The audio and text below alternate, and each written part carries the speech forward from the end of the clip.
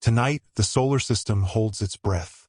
3I/Atlas, the third confirmed interstellar visitor, is about to brush past Mars at just 0.19 astronomical units as every Mars orbiter races to catch its secrets.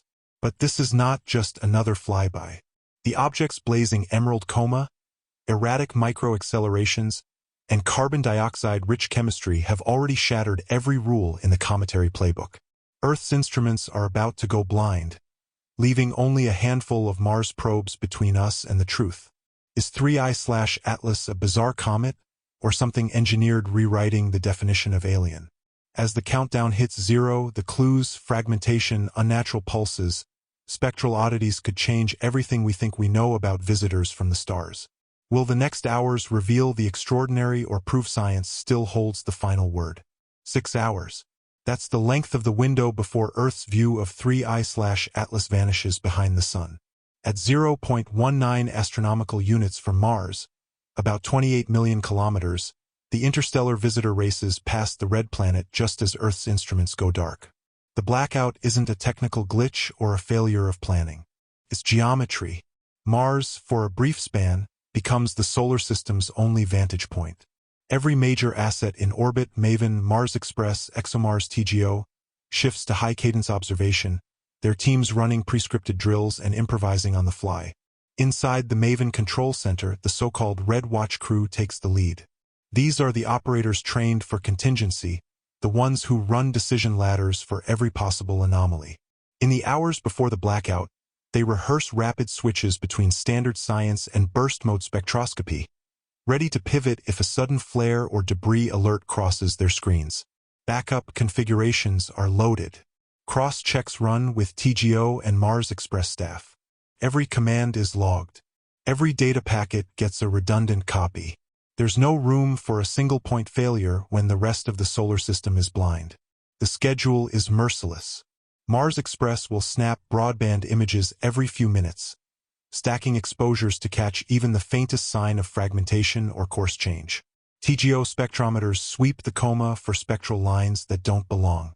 MAVEN's particle sensors and magnetometers monitor for ionospheric ripples, anything that hints at an unnatural interaction. Each spacecraft's power and telemetry budgets are stretched to the limit with observation slots negotiated down to the minute. If a burst of debris threatens, Mars Express is ready to switch into safe observe mode, sacrificing data for survival. The abort threshold sits just 30% above the last measured density spike. Earth's blackout interval isn't just a communications gap. It's a test of the entire planetary science apparatus. The Red Watch Coalition acts as the nerve center, relaying commands and data through narrow relay windows, prioritizing instrument health and coordinating with surface assets like Perseverance and Jerome. In the control rooms, clocks count down in parallel to the comet's approach. Outside, amateur arrays listen for the first sign of a photometric spike, ready to upload data to the global alert network. For these 6 hours, the fate of the observation and the answer to whether 3I/Atlas is a cosmic oddity or something engineered rests on the ability of a handful of orbiters and their teams. The urgency is real. The margin for error razor thin. As the window narrows, every second becomes a potential turning point. A string of unexplained signals has followed 3I/Atlas since its first detection.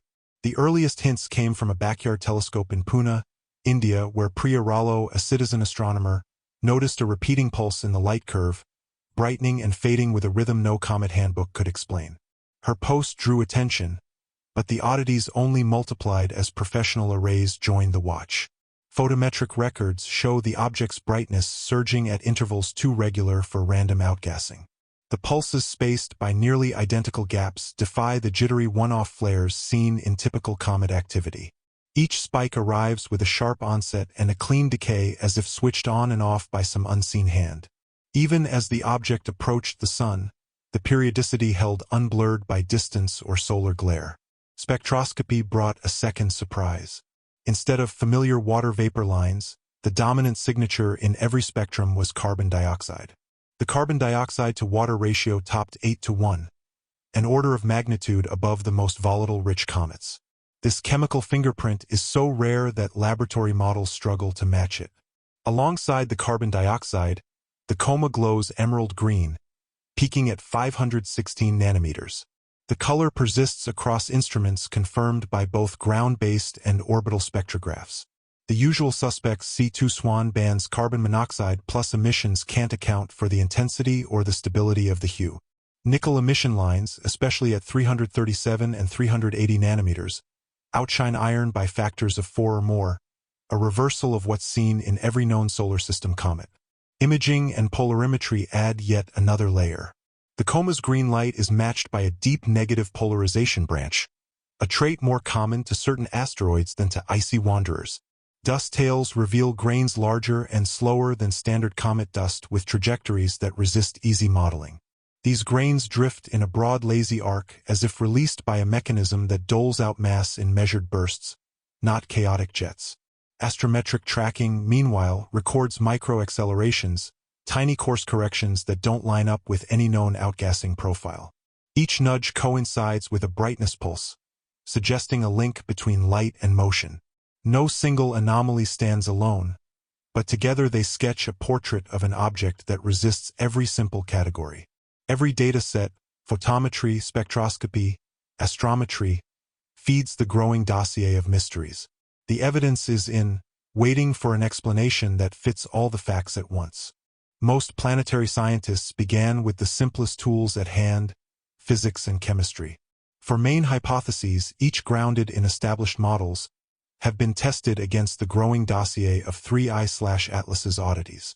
The first points to chemistry shaped in the deepest cold. In this view, 3I/Atlas formed far from any star where water freezes out and carbon dioxide, carbon monoxide, and even rarer ices dominate. Comets from the Oort cloud hint at this kind of chemistry, but none have shown a carbon dioxide to water ratio so extreme, topping 8:1. Still, the argument runs, interstellar space is vast and our catalog is tiny. A single outlier could rewrite the boundaries of cometary chemistry. The second model turns to structure. Volatile pockets, deep reservoirs of trapped gases, could erupt as sunlight seeps through the crust. These pockets, if distributed unevenly, might explain the rhythmic pulses in brightness. Laboratory simulations show that even small temperature differences can trigger sudden jets, sometimes repeating if the layers are stratified. Regularity, though rare, is not impossible in a body shaped by billions of years of cosmic weathering. Dust dynamics offer a third explanation. The coma's emerald glow and the presence of large, slow-moving grains could result from unusual dust composition or size distribution. Solar wind and Mars' weak magnetic field might shape the tail, herding charged grains into broad arcs. Models of comet tails show that in certain geometries, heavy grains lag behind, drifting in lazy curves that mimic measured bursts. The negative polarization branch, more typical of asteroids, could hint at compact carbon-rich grains rather than icy fluff. Finally, some point to the limits of our models themselves.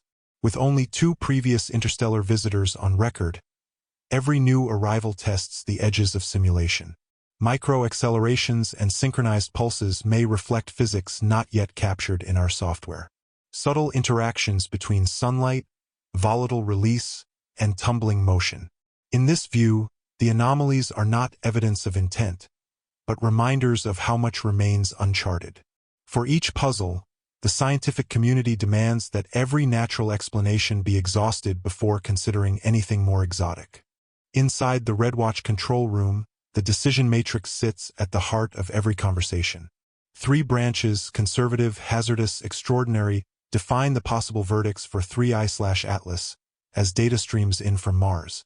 The conservative path holds if every anomaly can be mapped to rare but natural comet behavior, volatile pockets erupting in sequence, dust grains shaped by unfamiliar chemistry, and microaccelerations that fall within the outer limits of known physics. Hazardous becomes the ruling if fragmentation or debris clouds cross critical thresholds, mass loss above 10% or unpredictable course changes that threaten Mars orbiters. In that case, instrument safing and data triage take priority over science. The extraordinary branch stands apart. It demands at least 2 independent, statistically significant anomalies. synchronized pulses matched by micro-accelerations or spectral lines that defy any known chemical model confirmed by separate teams and instruments.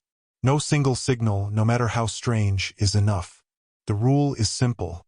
Only converging evidence can open the door to engineered possibilities. Every operator knows the stakes.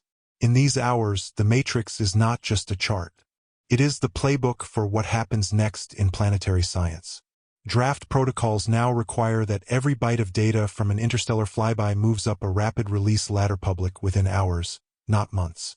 The days of embargoed comet telemetry are over.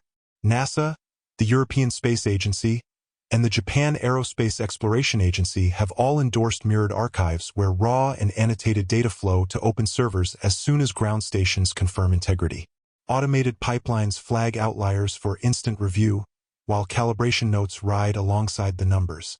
For Mars orbiter teams, emergency procedures now include compressed, high-cadence relays during any transient event with follow-up dumps of full-resolution spectra and images. Citizen science is no longer a sideline. Registered amateur networks from Pune to Patagonia upload photometry and astrometry directly into vetted pipelines. Machine learning routines sort, cross-check, and queue these uploads for professional triage, ensuring that the first alert, sometimes from a backyard array, can trigger official scrutiny within minutes. On the planetary protection front, the Committee on Space Research's latest draft mandates anomaly tags on every biosignature reading post-encounter and chain of custody logs for any dust or organic sample. These reforms are designed not just for the next 3I/Atlas, but for every future messenger from beyond the sun, locking in transparency, trust, and a global playbook for the unknown. On October 3, 2025, as 3I/Atlas passed within 0.19 astronomical units of Mars, every major Mars orbiter and rover turned its full attention to the sky. Over 40 hours of high-cadence data were relayed from MAVEN, Mars Express, and ExoMars TGO, capturing the object's emerald glow, pulse brightening, and carbon dioxide-heavy spectrum, signals never before seen from any known comet. While natural models explain much, the pattern of micro-accelerations and the synchronized pulses remain without a definitive cause. The raw data released for open analysis are now part of the public record. But key questions such as the true source of the emissions and whether engineered activity played any role are still unresolved. What is certain, this encounter has driven new protocols for interstellar monitoring and set a standard for transparency. Whatever 3I/Atlas proves to be, its Mars flyby has changed how we prepare for and talk about visitors from beyond our solar system.